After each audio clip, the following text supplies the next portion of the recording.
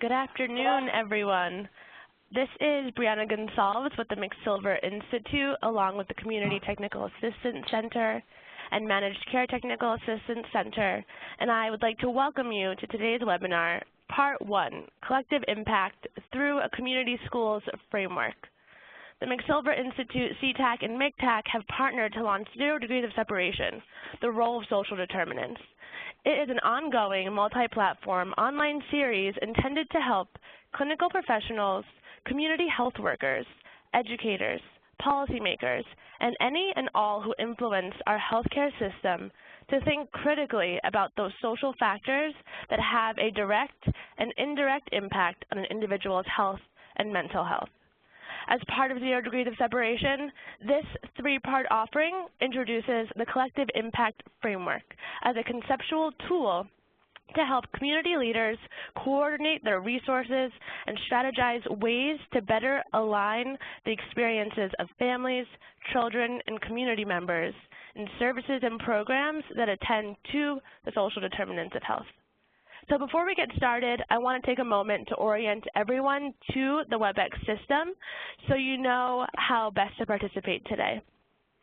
First, please note that upon joining the webinar, you have been placed on mute to avoid any background noises that may distract others from listening to the presentation.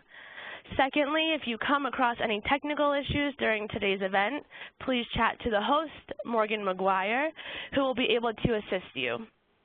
Third, if you have the opportunity, or you will have the opportunity to submit questions for the Q&A portion of today's presentation by utilizing the chat box feature, which is located on the top right of your screen. If it's not visible, please click the dialog bubble and it will appear.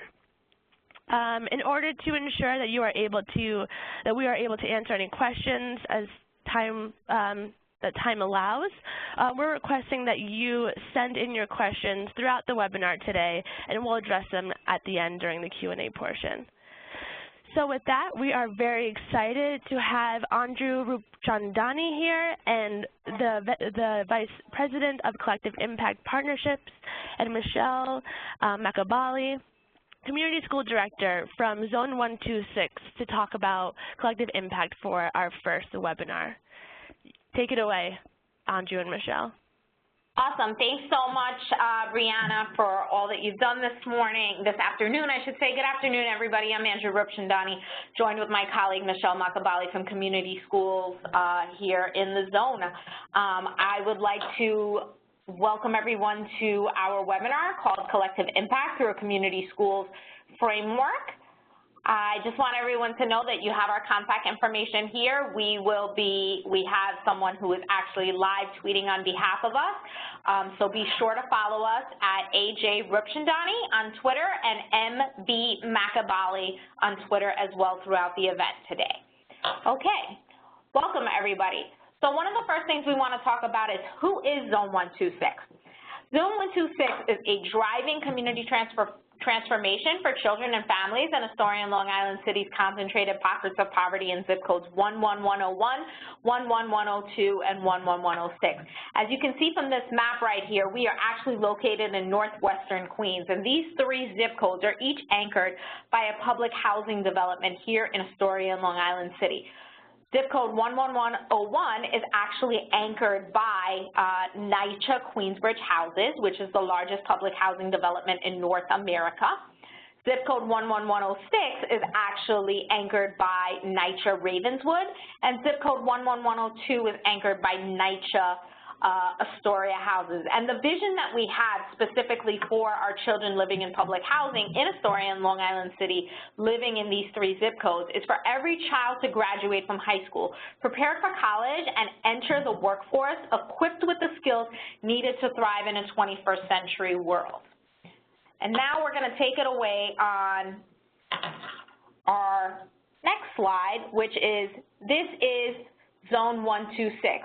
So, Brianna, if you can take it away right now and play our video, we'd greatly appreciate it.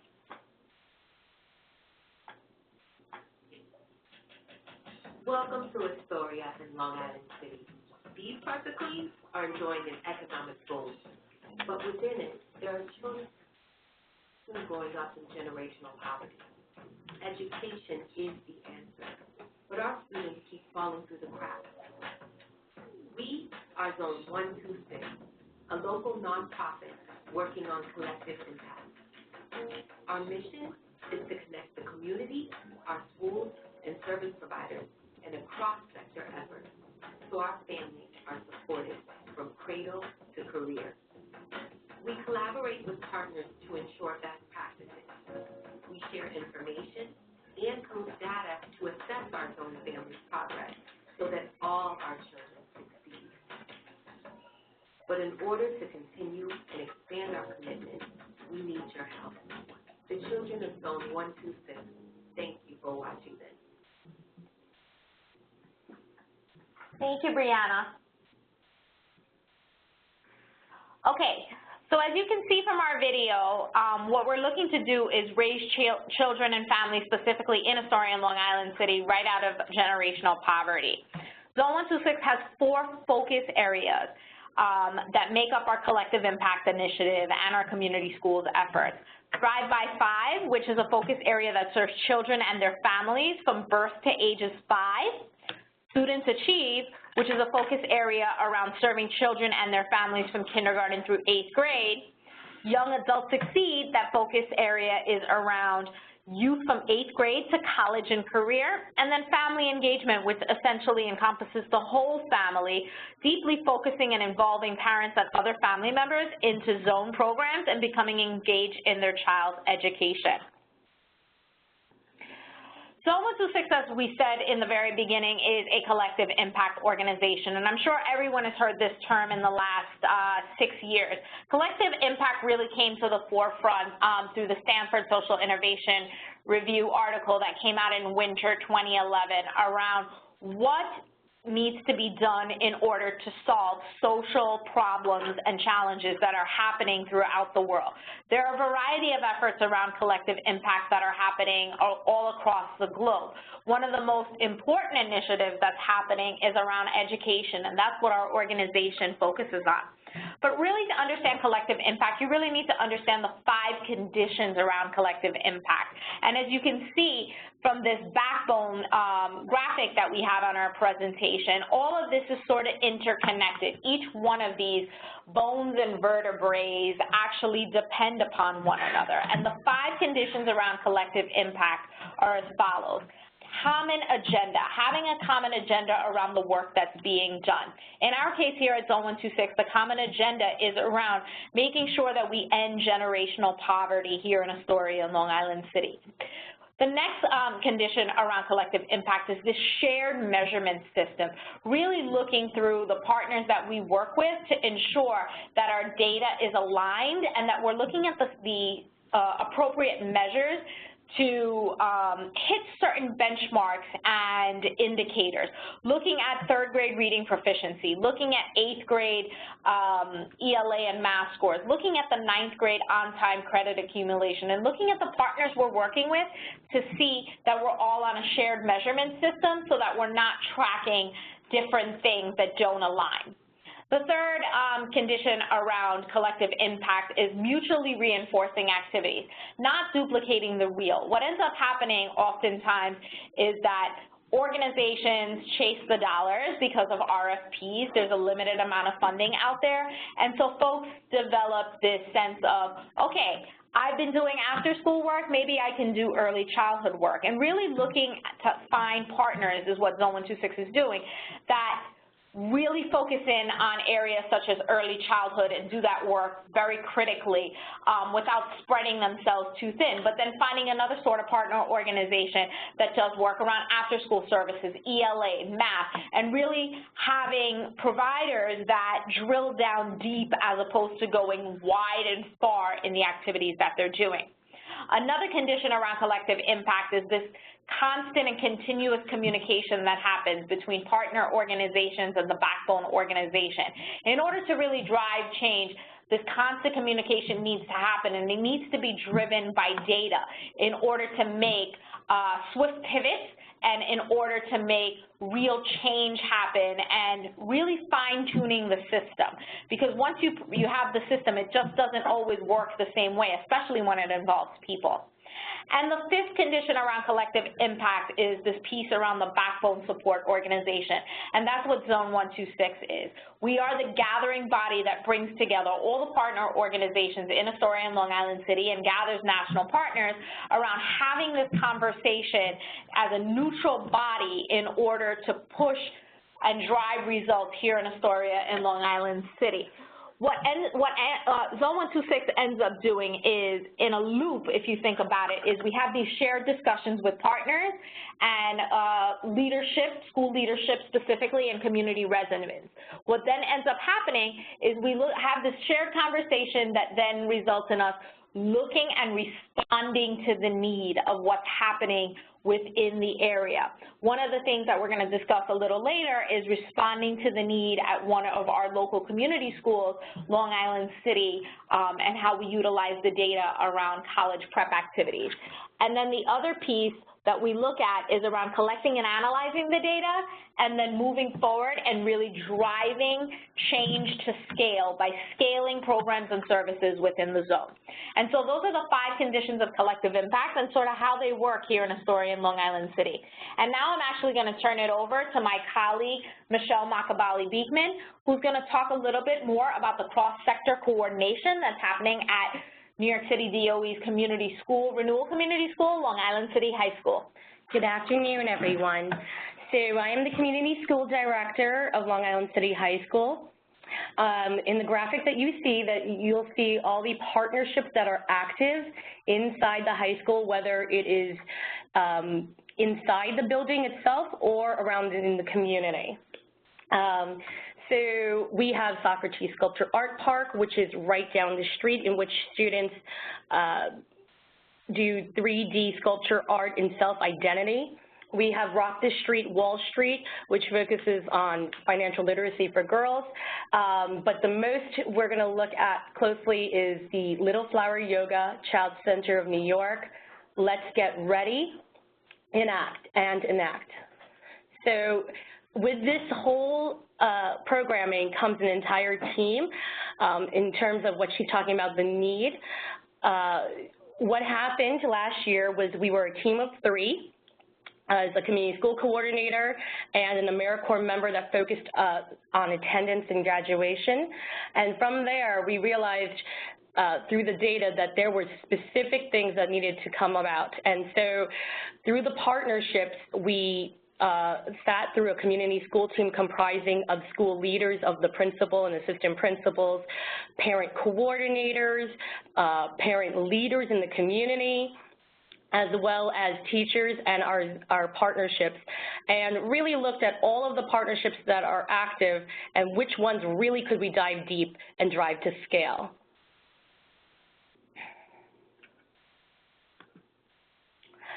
So in the New York City Department of Education, this is the Community Schools Framework. These are the main elements that the services come from, and from there we have the health services, the academics, our social services, after school, the data tracking, vision, mental health, family engagement, and community engagement. Right now, LIC is really working on the vision screening, which is a whole school screening of 2,056 students eligible to getting free glassware. We had this last year, we're having it this year, so our students are having extra pairs or their prescription might have changed. From there also we do social services and academics of some push in programming and the mental health services, as well as we have an active Elmhurst Hospital Clinic. And so we'll go on to the next slide. Before we move on to the next slide, I just want to make clear around the following. Deputy Mayor Richard Bury, who's heading up the Renewal Community Schools Initiative here in New York City, really said a couple of years ago, about 6 months into the job, I really feel like I'm the Deputy Mayor of Collective Impact. And really what he was trying to say was, for the first time in New York City, what we're having is this breaking down of the silos, that children who are living in poverty are coming to school not with just a backpack filled with their ELA homeworks, but what they're doing is they're coming filled with all of these health issues, these mental health challenges, parents who are working and struggling around food, nutrition inadequacies, et cetera. And so by flooding schools that are high need with resources, essentially you're breaking down the barriers that are impeding students to being on a path to academic success and long-term sustainability. So we're really proud at Zone 126 to be a part of the New York City DOE Community Schools Initiative, and really proud that Deputy Mayor Richard Bury championed the fact that he is the Deputy Mayor of Collective Impact. And so we're going to move right on to our next slide. At Long Island City High School, one of the big focuses and also one of the big anchored projects around the Renewal Community School efforts has been around this mental health piece. And recently we saw the data at Long Island City High School about 2 years ago, and what was being said was that they were having a high number of incidents either in classrooms, students who didn't know the tactics they needed in order to de-escalate situations, et cetera. And so we really looked across New York City and within our borough and within our community around what we needed to do in order to support student learning, whole school learning, support students in being equipped with the coping skills and mechanisms they needed to make it through high school, but then also to put in their toolbox for life in general. So I'm going to let my colleague Michelle talk a little bit more about the Child Center, Enact, and Little Flower Yoga at Long Island City High School. So these three programs, partnerships, took a long vetting process. So we were, the Initiative of Mental Health, and went through our community school team, in which we selected or interviewed various potential partners who wanted to bring the clinic in-house into the school. And so Child Center of New York came on board in October of 2015, and from there our community school team had a really strong, we really wanted the clinic to be a fabric of our school life and school community. And so we stood together and met weekly and really vetted candidates who could take a lot of the heavy lifting off the weight of the community school team and roll up their sleeves. And as soon as the clinic opened, we were very blessed to have one clinician forge relationships through the school community with staff, with students and families, and do a lot of the foundation work in the 2015-2016 school year. They continued all through the summer with a program that was in New York City, Summer Bridge, which is an enrichment program for incoming or rising ninth graders, in which they already helped prepare students come into freshman year with certain tools of expectations of how high school life would change from middle school. We then found a second clinician, luckily in October of 2016, and from there they have now been able to have a full standing caseload on their own with the support of the entire guidance team of Long Island City High School. So those were the one-on-one and group sessions.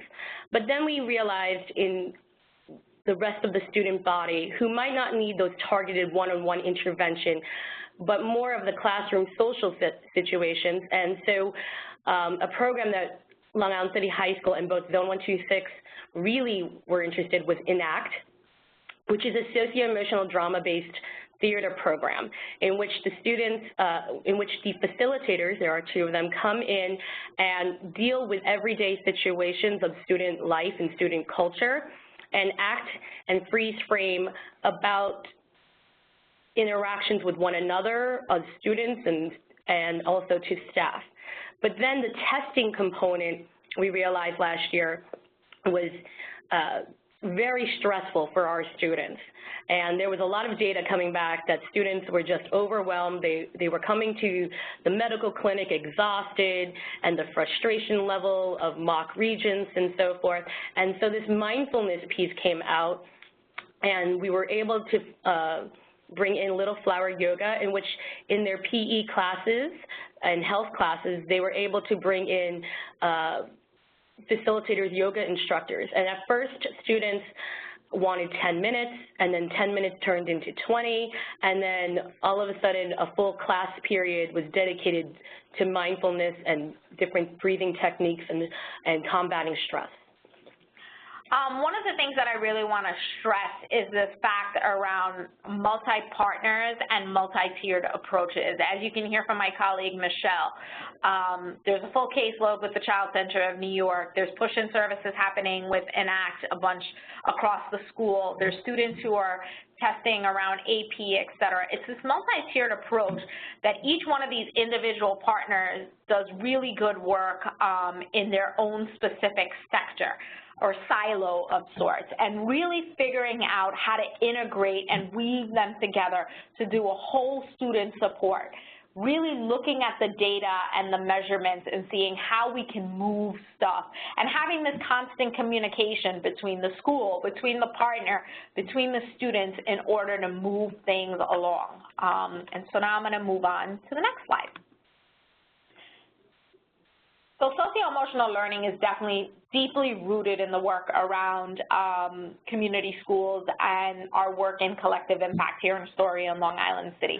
As I said, many of our children come to school with not just a backpack full of ELA homework. They come in with a ton of challenges that they're facing right before the first school bell rings. From the time a child gets up in the morning, there's a ton of things that happen. The alarm went off late. There may have been a fight at home.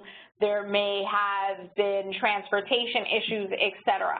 And so what we're really trying to do is really balance the scales and make sure our students are equipped with what they need socio-emotionally in order to really pave the path to them working on academics in a very successful way. And how they do that is through one of our partners called ENACT that makes a dramatic difference. ENACT is a drama-based therapy program that is evidence-based, that has been here in New York City for over 25 years, and we love the work that they're doing. And so I'd love to turn it over to Michelle for her to discuss more about the push-in services and sort of our feature that we got a few weeks ago in the ENACT newsletter due to our Long Island City High School students. So ENACT came into Long Island City High School in spring 2015 as just a push-in model to a certain number of classes. And then from there we realized, wow, the need of having a full-time on-site director would be a huge lift. And so this year, in the school year, we were able to find site director Ashley Perryman, who is there 5 days a week and facilitating or co-facilitating the push-ins classes, but as well as doing some one-on-one in group. And a lot of students started taking to poetry, and so they created their from there their lunchtime. It started becoming a poetry club, and several students meet weekly, some of them once a week, some of them twice a week, and also after school, talking about their school life and things inside and outside the building. And so this article, or this poem, was featured in their newsletter called The Enactor. And also our students wanted to perform on stage, and this opportunity with ENACT was allowed them to bring the after-school program, which is part of the New York City Community School Framework, and they were able to do the Show Up program, which is doing an entire stage feature with all of the ENACT programs throughout New York City, which will be happening on May 24th. So LIC students will be featured in that program. So from there,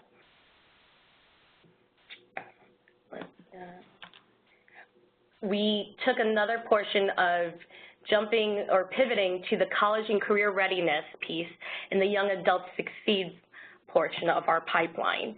And as you can see, this article was published in the Renewal School in Action, which is distributed by Chancellor Farina, talking about our pilot cohort of students who really needed some assistance on SAT prep. What we did at the school, Long Island City High School, we're very fortunate enough to have a wonderful principal, Vivian Selenikis, who's been with the Department of Ed for over 30 years, who's a very visionary leader. And one of the things she said was, what's good for one is good for all. So at Long Island City High School, there is a no barrier. What that means essentially is every child should have access to AP classes, you know, the best of the best when it comes to any sort of resource with sports or anything of that sort. And so last year we ran a pilot cohort at Long Island City High School around SAT prep. What happens oftentimes is middle-class families have access to Princeton Review and Kaplan and all of these tools that equip their children to increase their SAT scores. When you have low-income children, what ends up happening is they don't have access to these resources, and thus the only place that they can get it is at school. And so in collaboration and partnership with Let's Get Ready, the principal at Long Island City High School, we sat down and said, you know what, we're going to take a pilot cohort of 60 students in the junior class and test pilot this program around SAT prep. And what we ended up doing in the spring of 2016 was we took 60 students along this journey of 9 weeks of SAT prep. And what we ended up doing as Zone 126 was investing in feeding in them, because the SAT classes happen between 5:30 and 7:30, and that's a dinner time. And any parent who's going to let their child come out late, they need to be fed and they need to be engaged in high academic activities.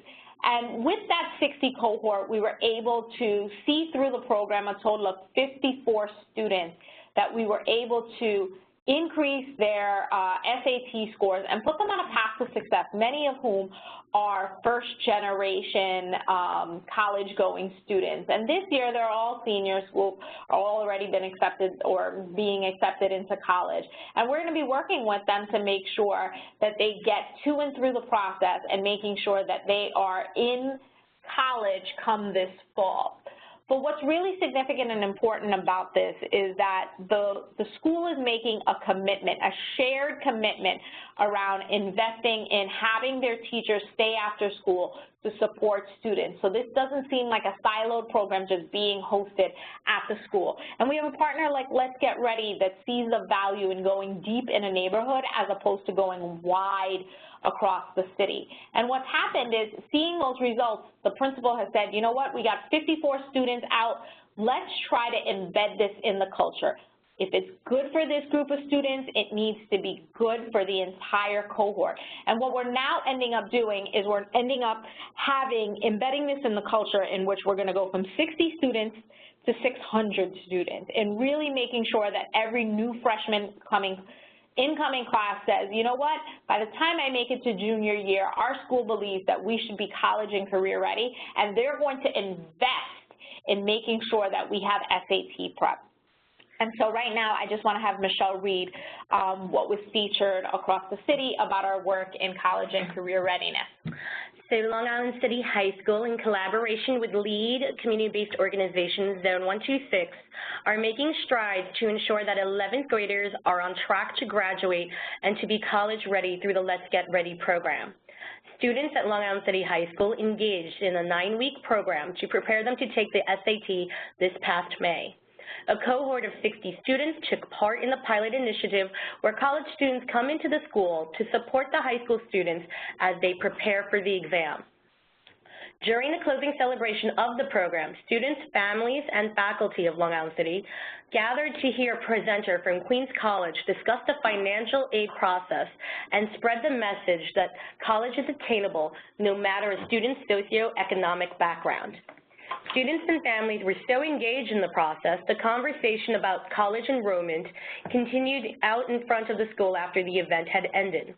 This pilot program has helped to ensure students who are enrolled in the program feel like they have an additional support network to help them become a college and career ready through the community school collaboration. The success of this initiative has led this year's cohort of students to already begin recruiting rising 11th graders to join next year's program. LIC High School is working closely with Zone 126 to bring the Let's Get Ready program to scale for the next school year. And with that article comes to the point where we analyzed the data and realized that we needed more staff. And so we were a staff of 3 last year, which we doubled and made it to 6 to 7 folks, in which we hired a full-time college and career success coordinator and a full-time college impact specialist, who one of them focused on the 11th grade and the other one focused on the 12th graders in the cohort and outside of the cohort. What I really want to highlight once again about this partnership is that we're looking at the data. We're looking at what is the gap in services within a school, what's the gap in a neighborhood, what's really going to have the tipping point. And we're looking at partnerships that are very strategic. And clearly there's buy-in between Let's Get Ready, the school, and Zone 126 in making this a combined effort. And so what happens with collective impact is really starting to pilot things and see whether they're going to work, and then tweaking and moving, and then looking at it to bring to scale to see if you can really make a tipping point in what happens around the work of this common agenda. Michelle? So this is some features of the last school year from spring 2016 up to presently in 2017. Everything encompassing the vision screening, which is actively happening and concluding at the end of today. As of Wednesday, we had over 1,000 students, which is almost 50% of the population gets screened. And realizing the early data is showing that about almost 30% of our students are in need of eyewear or have some vision issues, and so it's really in-time data that we're noticing and hoping that their glasses will be prepared for them so that they are able to sit down with the AP exams and the Regents exams already prepared. We also have been doing a lot of collection and data reading in the month of April through the school, as well as our SAT word wall, and our key highlight of the school year to show the progress and how much we have done, but how much still needs to be done, is our community school breakfast, which is on the corner bottom right. It will be if you are in the New York City area, it will be on Tuesday, May 23rd at 10 a.m., in which we bring local community partners and partners from across the city who are interested to see our Renewal School in action. From there, we will have our team of 7, which includes our big attendance initiative, which includes our attendance and family success coordinator person, our AmeriCorps person, who works solely on the attendance feature of Long Island City High School, and our college team really coming together and displaying a lot of the work that has been done. What I really want to highlight around the community school efforts next is this fact around coordinating of services, and that Zone 126 is a backbone organization. What we're doing is really helping the school look and analyze at the data and being this partner, this lead partner in which we go out there and find ways to bring the resources that students need. The DOE was fortunate enough to coordinate a partnership with Warby Parker in order to have all students screened. And what we're hoping to eventually track in the long term is, if these students are getting glasses, is it going to lead to an increase in attendance? Is what the barrier was, students coming to school, was it the fact that they could not see and they didn't feel equipped with the tools they needed, even if it's a pair of glasses or contact lenses, in order to participate fruitfully in their academic career? We want to be able to track that. Is SAT prep a barrier for students actually getting to college? What we're seeing is hopefully, after 3 and 4 and 5 years, is that we're creating this tipping point of change. And the tipping point of change we really want to see is the increase in graduation scores here in Astoria and Long Island City. And what we want to then see is those students who are actually graduating increase with a bachelor's degree and then become civically engaged here in the neighborhood. Zone 126 started from the Thomas and Gino Mezzi Foundation. We started because of a needs assessment analysis that was done within the 3 public housing developments that I mentioned at the beginning of the webinar. The data was clear in that 1 in 50 of our students specifically living in public housing was going to graduate with a bachelor's degree and then potentially become civically engaged. 1 in 50 in a community in New York City is just atrocious. And so what we're looking to do is really create this tipping point around moving the needle from 1 in 50 to 45 in 50, 49 in 50, and making sure that a community can really rise up out of generational poverty. And so at this time, that concludes our presentation. I'm going to turn it over to Brianna and her team to begin the Q&A session of this webinar. Brianna?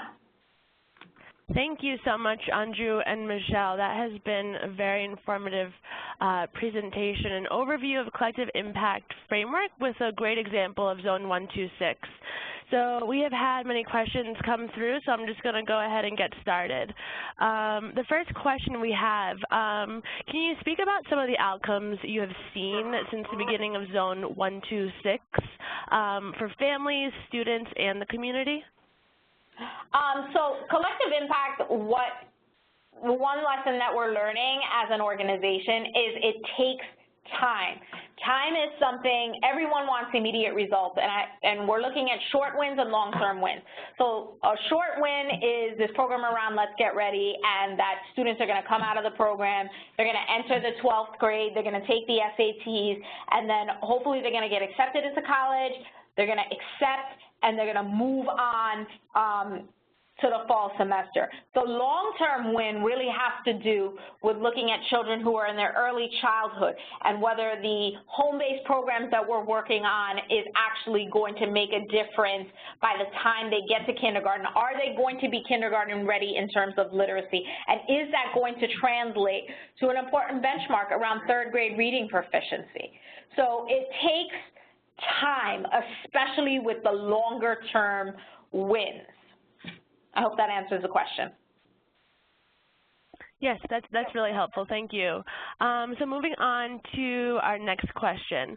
The model sounds resource intensive. In order to pilot new programs to meet identified needs and to bring them to scale requires a lot of staff. How is the work funded to be able to function at the level to meet the expectations? I know you spoke about this a little bit, but if you could just kind of reiterate. So the backbone organization, according to the article from Stanford Social Innovation in winter 2011, talked about having a small group of staff members, one person to really drive the collective impact and the partnerships, another person around data and evaluation to help analyze it, another person around community engagement. What we've learned over the course of the last 6 years is some of that works at certain points and some of that doesn't work at certain points. We were fortunate enough, like I said, to be started by a family foundation that's here in the local area who gave us that funding. And then we were fortunate over the last couple of years to have gained Promise Neighborhoods funding and to have gotten funding from the New York City DOE that's really embodied this philosophy around collective impact and coordinating partnerships and services through community schools. Funding is a very hard thing. Collective impact is still very new. I mean, it seems pretty no-brainer, and it's been around for years, right? You break down the silos, you work together, you achieve more than working by yourself. But funding is still and always will be a challenge because to fund a backbone organization is tough because why do you want to give to an intermediary? Why do you want to give to a middleman? Why do you want to give as opposed to giving to a direct service where direct services can just have an immediate impact? But what really needs to happen with collective impact is this piece around the backbone organization being the neutral party that's going to say, yes, this is working, no, this isn't working, and really coordinating that to drive deep change. I hope that answers the question. Yes. Thank you so much. So another question we have that came through, I can imagine that continuous communication is one of the biggest challenges in working with partners. What is some advice to ensure that communication challenges does not become a barrier to change? You know, we have learned, yes, absolutely. Continuous communication can be a challenge, and what happens in our sector, especially nonprofit and education, is that people are around for 3 to 5 years, and so things come and go with, you know, leadership, with people in certain positions, et cetera. Some people take to certain things, some people don't. I think it has to happen multi-tiered. Like, it needs to be an embedded philosophy from organization to organization that we're going to be working a part of with collective impact in a deep area, and it has to come from the leadership perspective. When C-level folks speak to one another and they embed it and they say, we're adopting this, and they devote staff in terms of data staff or programming staff or community engagement staff or family engagement staff, when leadership takes it, runs with it, owns it, and devotes time and says this is a priority of our organization to work alongside fellow organizations to really make an impact, that's what makes significant change. In terms of Long Island City High School, every week we have a standing meeting with our community school team, which is school leaders and our zone leadership, as well as the parents and the community leaders. And we meet and we have these shared discussions, and we come to the table knowing that we all want to be playing in the sandbox. We're here for the youth and for the families, and so we navigate these tough discussions, but come out with some critical pieces and really make an action and move in a direction that we can all know it is all student-centered and focused. And with communication and working together, we have to hold each other accountable and have these tough discussions on, you need to pull your piece together, I need to pull my piece together, and this is why we need to pull it all together in order to make sustainable change over a long period of time. That's great. Yeah. Thank you so much. Yeah, thank you. So we have another question. One of our participants works at ACS and collaborates with another collective impact initiative, South Bronx Rising Together, on the Early Years Collaborative in the South Bronx. They are curious about the metrics that you use at Zone 126 targeted at the youngest learners, like children ages 0 to 3. And for Long Island City High School, they're curious about the level of interaction your community partners / enrichment programs have with school faculty and teachers specifically. Okay, thank you to our partners at South Bronx Rising. Do give my hello to Abe Fernandez over there, who's my counterpart and the Director of Collective Impact Initiative. So, I mean, Abe and I are constantly talking about this work and the data driving. The piece around early childhood is really significant, and it's really tough, specifically around the 0 to 3 piece, because children are not yet in a trackable pipeline, right? Like, everyone here in New York City is now going to pre-K. So the minute they come in the door, you're able to track the attendance, et cetera. You're able to track if they're going from the pre-K process to the K process at the same school in the same district, et cetera. It's really tough when you get to the 0 to 3 piece, and that's where we pull in partners that are evidence-based by the clearinghouse, such as nurse-family partnership, such as the parent-child home program, because they've been vetted in these evidence-based models around the work. And so what we're doing is taking cohorts of 20 and 25 children and getting them into the Nurse-Family Partnership Program on the ground with community organizing efforts, then taking them from that home-based model and moving them into the next home-based model of parent-child home program and building those literacy skills.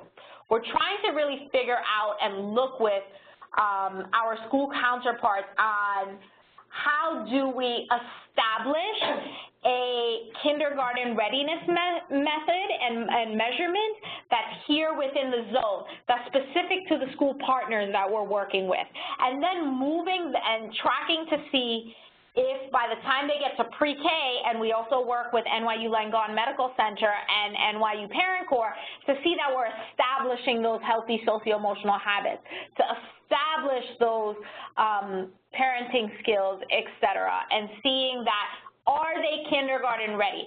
So it has to be multi-tiered and multi-strategy in terms of the tracking and the benchmarks, especially at the early childhood portion of the pipeline. Can you repeat that question for Long Island City High School, Brianna? Sure, no problem. So for Long Island City High School, I'm curious about the level of interaction your community partners / enrichment programs have with school faculty and teachers specifically. So that was a really big concern with the community school team, not making sure we break down that silo. So in terms of Child Center of New York, since we looked at our building and our floor plan, and for our partners that are in-house actively, we made sure that they were located in a visible area with a big traffic flow for students. And so we have a big we have a large building, 6 floors, and on the 5th floor has many academics and many partners where we have Elmhurst Hospital Medical Clinic. Sitting next to it is the Child Center of New York Mental Health Clinic. Sitting next to it is our small learning communities where students go to meet with their guidance counselors or any of the teachers who do tutoring during the school day. We also make sure that the professional development, Long Island City has a really great standing professional development committee, which has standing members of Zone 126, LIC staff, including the UFT chapter leader, as well as LIC high school admin, to really talk and target how to utilize our partners who provide a lot of these professional developments and can help these discussions. And what we've noticed is teachers are now realizing that it's such an integrated part of the school culture. They're asking for PD personally or meetings personally with our partners of Enact and Child Center and Let's Get Ready, and really opening the doors and welcoming. So essentially our community school team standing meeting has really helped address the barriers and triangulating the services and bringing the people to the table, knowing that our targets and the outcomes in terms of attendance and graduation and whole school family is what we really want our mission and vision for our community school to be.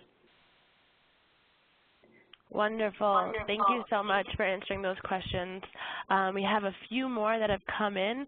A follow-up to your response, Andrew, about the youngest learners of Zone 126. Can you talk a little bit about the metrics NYU Langone uses to gauge kindergarten readiness? Right now, NYU is looking with Zone 126 right now around the measurements and the tools either that we need to create and test or what may have happened across the nation that we can utilize in order to create that benchmark around kindergarten readiness. So that's a work in progress. That's what's happening with Collective Impact, is that there has to be a lot of testing. There's a pro to that and there's a con to that. The pro is that it's constantly changing and you're looking at these measurements. The con is that time is of the essence, right?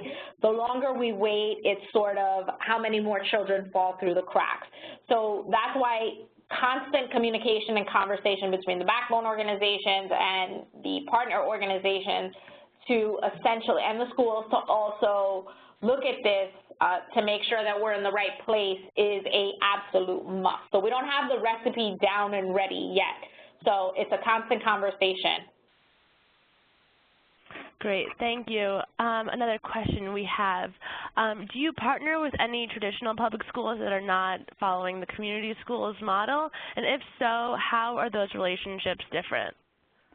So we do partner. We actually work with 10 schools here in the zip code, 6 elementary schools, 2 middle schools, and 2 high schools. Only 2 of our 10 schools are Renewal community schools. And I just want to be clear, we selected these schools 5 years ago because we saw the data from the 3 public housing developments that the bulk of our kids who are living in public housing are going to these 10 schools. And thus what we said was we were going to build all of our schools into community schools. And we went out there and hit the pavement and looked at our cradle to career pipeline, and we started recruiting partners by just asking, do you have resources? Can we co-fundraise together? Do you have resources that are not working in another community? How can we open that door for you to go deep in this neighborhood and be a part of the collective impact initiative? And so we have tons of partners, 23 partners that are working across our 10 schools. So where we do have a lot of resources at Long Island City High School that we can have full-time staff, we do hodgepodge together and figure it out about having other staff really connect our children and families to programs at the other schools. Last year in itself, we served a little over 3,000 students across the 10 schools with these 23 partners. Wow, that's amazing. Thank you. And then one last question. Is it possible to implement a collective impact framework without a backbone support organization? Okay, so this is Andrew, and I'm going to actually give my opinion to this. I actually think you need a backbone organization. You need a backbone organization because you need one organization really looking to move the needle and really driving the conversation around this. Or it can be in the efforts of our collective partners across the Bridge, South Bronx Rising with Phipps neighborhood. You have to have this because somebody needs to constantly be holding this torch. Otherwise, it just falls apart, essentially. And if someone, if one organization is just saying, let's just do collective impact, but a collaborative hasn't really happened and someone isn't really looking and constantly moving the needle, I think it's really hard to drive change. And what we end up doing is still having millions and millions of city, state, federal government, foundation dollars, private dollars being pumped into neighborhoods and change still not happening. And so it perpetuates the cycle of poverty. And so I think a backbone organization is really the game changer in all of this. Thank you. Okay, so I want to, again, share our presenters' information. If there are any additional questions, please feel free to contact Andrew and Michelle. And thank you, Andrew and Michelle, so much for giving us a really great overview of collective impact and really offering a new strategy and some innovative ideas into ways of building some cross-sector communication to really improve those social determinants that impact our community's outcomes. And I just want to make everybody aware of the following parts of this mini-series. On May 10th, we'll be talking with Strive Together about measurement and sustainability related to collective impact. And on May 30th, we'll be joined by Thomas Andriola, a juvenile justice specialist for the New York State juvenile justice system, who will be speaking about reforming New York State juvenile justice system through collective impact, through a particular experience and project that they had. So with that, I'd like to thank our presenters, our audience for joining today. And if you have any additional questions, you can also contact ctac.info@nyu.edu. And once you leave today's webinar, you'll receive a survey on the presentation, and we would appreciate if you could complete that and provide your feedback. So on behalf of McSilver, CTAC, and MCTAC, and our presenters, thank you again for joining us today, and have a great rest of the day and a wonderful weekend. Thank you. Thank you.